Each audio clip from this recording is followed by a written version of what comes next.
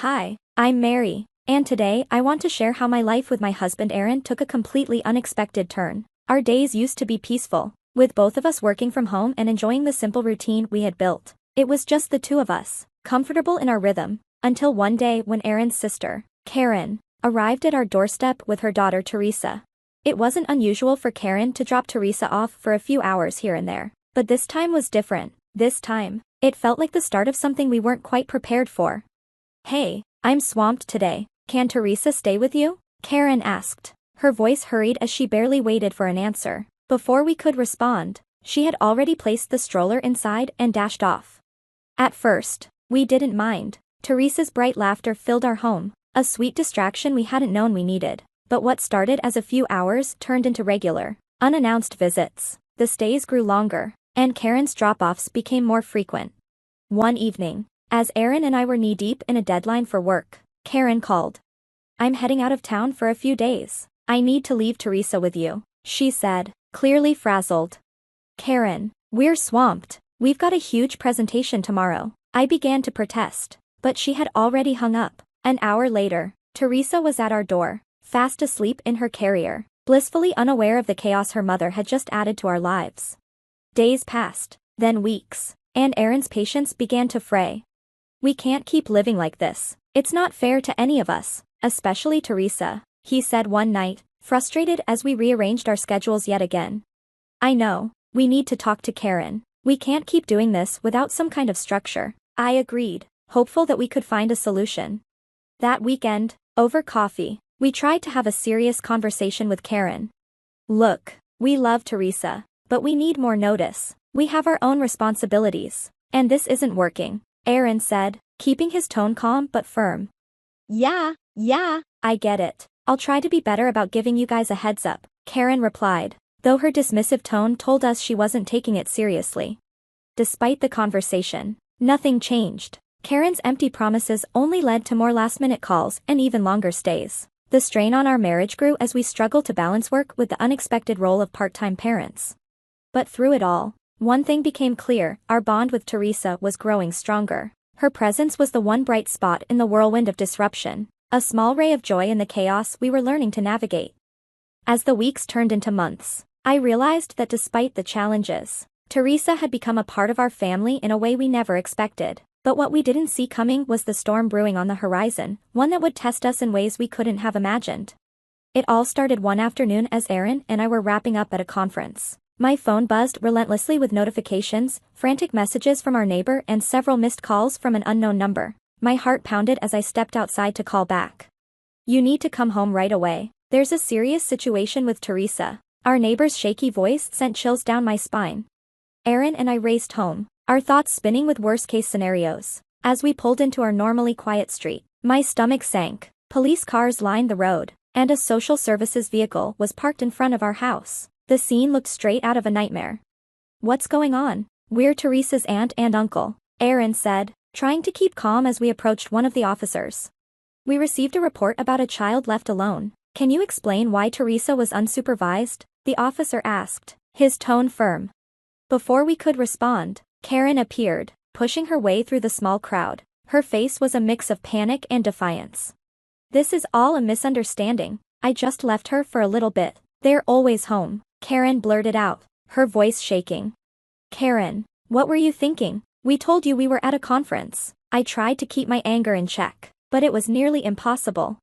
The social worker on site stepped forward, her expression serious. "We need to clarify what happened here. It seems like there's been neglect." "No, you don't understand," Aaron jumped in. "Teresa isn't our child." Karen dropped her off without telling us. "We had no idea she was coming today." The social worker scribbled notes as the officers huddled together. Karen stood nearby, nervously shifting from foot to foot, her bravado rapidly fading. "Look, we care for Teresa often, but today was not planned." Karen knew we had important commitments, I explained, hoping to clear up the confusion. The officer nodded, but his expression remained stern. "We'll need to verify everything. For now, our priority is Teresa's safety."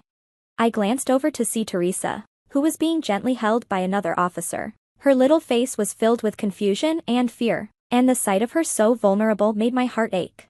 After hours of questions and phone calls, The immediate crisis subsided. The officers and social worker left, but not before warning us that there would be follow-ups. Karen mumbled a half-hearted apology before slipping away, leaving behind the weight of the day's events. I can't believe she just left Teresa like that. What if something had happened? Aaron's voice was heavy with worry as we sat down later that night. We can't keep going like this, Aaron. Teresa could have been in real danger. Something has to change, I said, my mind racing with the implications. You're right. We need to protect her. And ourselves too. We can't keep living in this uncertainty. Aaron's usual calm was replaced with a newfound determination. The next week, we met with a family lawyer to discuss our options. We've been caring for Teresa more and more, and we're considering fostering or even adoption if that's what's best for her, Aaron said, his voice steady. The lawyer nodded, sorting through paperwork. Fostering is definitely a possibility, but it's a formal process. You'll need to go through home visits, background checks, and several court dates.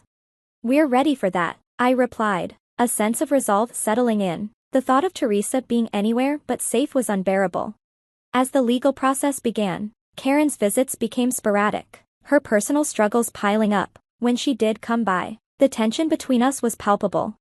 Why are you doing this? You're trying to take my daughter from me, Karen accused during one of her increasingly rare visits, her voice thick with frustration. It's not about taking anyone, Karen, it's about what's best for Teresa, Aaron said, his tone firm but calm. You're her mother, but you've been unreliable. We never know when you'll drop her off or when you'll come back. Karen looked away, her defiance faltering. I'll get better, I just need time. But deep down, we all knew that Teresa needed more than empty promises. She needed stability, and Aaron and I were ready to give her that, no matter how long the road ahead would be. I'm her mother. You think you can do this better than me? Karen's voice cracked, a mix of anger and desperation. We're doing this because we have to. Karen, someone has to provide stability for Teresa, I said softly, hoping my words would ease the blow. The legal process dragged on, slow and exhausting. Teresa became more attached to us with each passing day, her life with us a steady routine compared to her mother's sporadic appearances. Every court hearing, every visit from social services felt like stepping into a battle, fighting to give Teresa the normal life she deserved. Mr. and Mrs. Smith, we've observed Teresa's interaction with you both. It's clear she sees you as her primary caregivers, the social worker noted during one visit, jotting down notes as Teresa played quietly at my feet. We just want what's best for her, Aaron said, and I squeezed his hand, grateful for his unwavering support. As the court date to decide Teresa's future loomed, Karen's behavior became more erratic. One evening, she called, her voice frantic. You can't take her from me, I'll fight you, she warned. We don't want to fight, Karen. We want Teresa to have a stable home. Why can't you see that this is about more than any of us? I tried to reason with her, but my words seemed to fall on deaf ears. The day of the ruling arrived, and we sat in the courtroom, hands tightly clasped, the weight of the past months hanging heavy in the air. Karen sat across from us, looking exhausted and defeated. The court has decided to grant temporary custody to Mary and Aaron Smith, with the possibility of moving toward adoption if conditions do not improve for the biological mother, the judge declared, his voice calm but final. Relief washed over me, though it was laced with sadness for Karen. As we left the courthouse, Karen approached us, her expression softer than I'd seen in a long time. Take good care of her, that's all I ask, she said quietly, her voice resigned. We will, Karen, we promise, Aaron replied, his tone full of compassion. As we drove home, the sun was setting in shades of orange and red, casting a warm glow over everything. I glanced at Teresa in the rearview mirror, her eyes fluttering with sleep but content. The road ahead would be long, and undoubtedly difficult, but as long as Teresa was with us, it felt right. Her laughter, a sound that had become as vital as air, filled the car, and in that moment, I knew we had made the right decision, no matter how hard it had been to get here. Let's get this room ready for Teresa. She deserves a space of her own, Aaron said as we stood in the guest room, now destined to be transformed into Teresa's nursery. Paint swatches and fabric samples were scattered on the floor, a colorful mix of possibilities. I think she'd love this sunshine yellow, I suggested, holding up a cheerful swatch. It's bright and happy, just like her.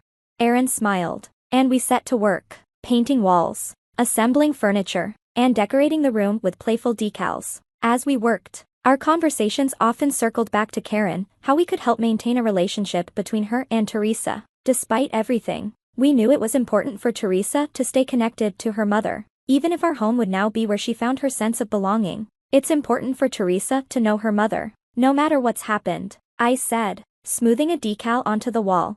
Absolutely. I'll reach out to the social worker and set up a schedule for supervised visits. It needs to be structured and safe. Aaron agreed, his voice steady and thoughtful. The first supervised visit was scheduled for the following week at a local park. When Karen arrived, she looked nervous but hopeful. Teresa ran toward her, giggling as she flung herself into her mother's arms. "It's so good to see you, Teresa," Karen whispered, hugging her tightly. "I've missed you so much." "We've set some ground rules, Karen. It's important that these visits remain positive for Teresa," I said gently, watching them. "I understand. I don't want to cause any more trouble. I just want to be a part of her life, even if it has to be like this," Karen replied, avoiding my gaze. As Teresa and Karen played together, Aaron and I talked about our next steps. We should keep these visits regular, but always supervised. Maybe down the line, we can revisit the terms, I suggested, watching as Teresa's laughter filled the park. "Let's see how things go first. We can adjust if Karen continues to show progress," Aaron replied, ever cautious. Over the next few months, the visits became a regular part of our lives. Karen seemed more grounded, her interactions with Teresa growing more natural, though the weight of past events still hovered as a reminder of the boundaries in place. During one visit, Karen appeared more upbeat than usual. "I've been taking some classes," she shared during a quiet moment. "I'm trying to get a better job. I want to be someone Teresa can be proud of." "That's great, Karen. It's important for Teresa to see you working on yourself," I replied, feeling a cautious sense of hope. As time passed, Aaron and I began to reassess the situation. "Do you think we should give Karen a little more flexibility with the visits?" I asked one evening, reflecting on her progress. "Maybe," Aaron said, thoughtful as always. "Let's talk to the social worker first. Karen's been doing well, but we should make sure it's the right time before relaxing the rules." With every step, whether decorating Teresa's room or navigating the complexities of supervised visits, Aaron and I found our rhythm in this new chapter of our lives. The challenges had strengthened us, and Teresa's laughter had become the heart of our home. Every decision, every effort we made, was to protect that joy. As we looked toward the future, cautious yet hopeful, I felt a quiet confidence that we were shaping something beautiful for Teresa, for us, and even for Karen. "Can you believe how fast Teresa is growing up? She's already reading," Aaron said one evening, watching Teresa curled up with a picture book. "It's amazing," I replied, smiling. "She's like a little sponge, soaking up everything." At one of our family barbecues, Karen arrived a bit early to help set up, a sign of how much she had changed over the years. "You know, Aaron, Mary, I can't thank you enough for everything you've done for Teresa. Seeing her so happy and healthy means the world to me," Karen said, handing me a stack of plates to arrange on the table. "We're glad you're here too, Karen. It's been great for Teresa to have you in her life in a way that's healthy for everyone," Aaron replied. "Hey, Mom, look what I drew at school today." Teresa ran over, waving a colorful drawing of our family, with Karen included. "That's beautiful, sweetie. You included everyone," I praised, and Teresa's face lit up with joy. "Yeah, I wanted it to have all the people I love," Teresa said, pointing to each figure she had drawn. As the afternoon faded, Karen joined me at the table, watching Teresa play with her cousins. "She's really thriving with you. I've been going to therapy, working on myself. It's not easy, but seeing Teresa like this makes it worth it."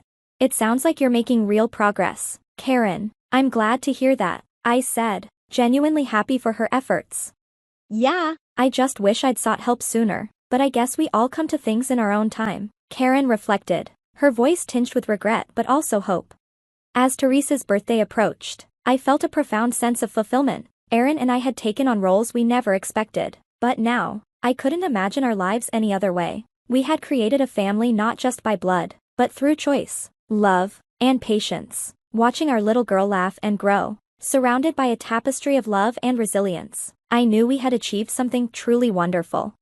Now that our story has come to a close, I'd like to pose a thought-provoking question to all of you. Do you think Karen should have been given a chance to be more involved in Teresa's life earlier, given her efforts to improve herself? Or did Mary and Aaron make the right choice by waiting until she demonstrated her stability? This touches on themes of redemption and trust. And I'm eager to hear your thoughts in the comments below. How would you balance a child's well-being with the rights of a parent trying to turn their life around?